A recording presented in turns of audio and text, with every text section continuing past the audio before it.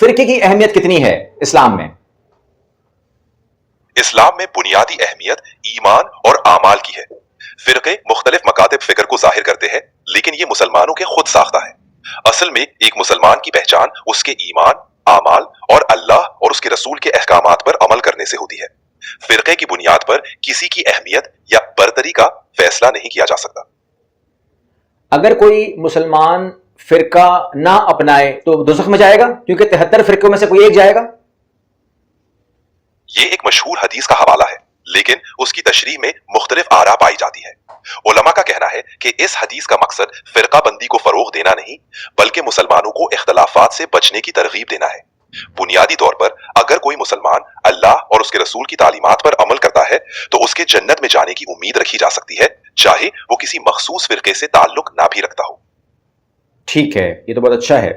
اچھا، ایک دوسرا سوال میرے پاس آیا ہے کہ اگر اللہ ہر چیز پہ قادر ہے تو پھر وہ فرشتوں کی ہیلپ کیوں لیتے ہیں؟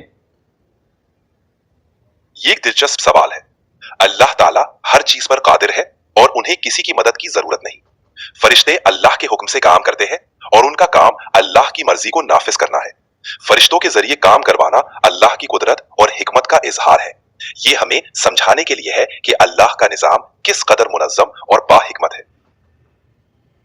ٹھیک ہے، یہ بتائیے کہ حضرت عیسیٰ علیہ السلام جو ہیں وہ اللہ کے نبی تھے یا بیٹے تھے؟ اسلام کے مطابق حضرت عیسیٰ علیہ السلام اللہ کے نبی تھے، ان کے بیٹے نہیں۔ قرآن پاک میں واضح طور پر بیان کیا گیا ہے کہ اللہ کا کوئی شریک یا اولاد نہیں ہے۔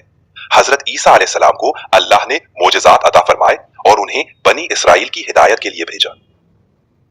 ٹھیک ہے، یہ بتائیے اسلام میں عورت کی حکمرانی جائز ہے؟ اسلامی فقہ میں اس بارے میں مختلف آراء پائی جاتی ہے۔ کچھ علماء کے نزدیک عورت کی حکمرانی محدود حالات میں جائز ہے، جبکہ دیگر علماء کی رائے میں عورت کا سربراہ ریاست ہونا مناسب نہیں۔ تاہم اسلام میں عورت کو مختلف شعبوں میں اہم کردار ادا کرنے کی اجازت ہے اور وہ تعلیم، کاروبار اور معاشرتی خدمات میں حصہ لے سکتی ہے۔ اہم بات یہ ہے کہ ہر صورتحال میں اسلامی اصولوں اور اقدار کو ملحوظ رکھا جائے۔ ٹھیک ہے، ایک سوال میرے پاس آیا ہے، وہ یہ ہے کہ حضرت محمد صلی اللہ علیہ وسلم کے چچا نے اور ان کے والدین نے تو اسلام قبول نہیں کیا تھا، تو وہ جنت میں جائیں گے یا دوزخ میں جائیں گے؟ حضرت محمد صلی اللہ علیہ وسلم کے والدین اور چچا کے بارے میں مختلف روایات ہیں۔ اسلامی عقیدے کے مطابق جنت اور دوزخ کا فیصلہ اللہ کی عدل اور رحم پر مبنی ہوگا۔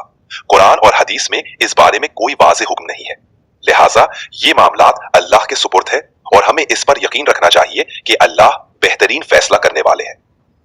ٹھیک ہے، ایک وضاحت چاہیے، وہ یہ ہے کہ حضور کی جو اسلام کا جو ان کی جو اناؤنسمنٹ تھی اس کے بعد، اس سے پہلے ان کا انتقال ہو چکا تھا، لیکن چچا نے تو اس کے بعد انتقال کیا تھا اور وہ اسلام قبول کر سکتے تھے۔ انہیں حضور نے پیغام بھی دیا تھا کہ آپ قبول کر لیجئے، میرے کان میں کہہ دیجئے، مگر انہوں نے تو نہیں کہا تھا۔ جی، یہ درست ہے کہ حضرت محمد صلی اللہ علیہ وسلم کے والدین کا انتقال ان کے اعلان نبوت سے پہلے ہو چکا تھا۔ جہاں تک حضرت ابو طالب کا تعلق ہے، روایات میں آیا ہے کہ انہوں نے اپنی زندگی کے آخری لمحات میں بھی اسلام قبول نہیں کیا، لیکن ان کے بارے میں اللہ کا فیصلہ کیا ہوگا یہ ہم نہیں جان سکتے۔ یہ معاملہ اللہ کی حکمت اور عدل پر چھوڑ دینا چاہیے۔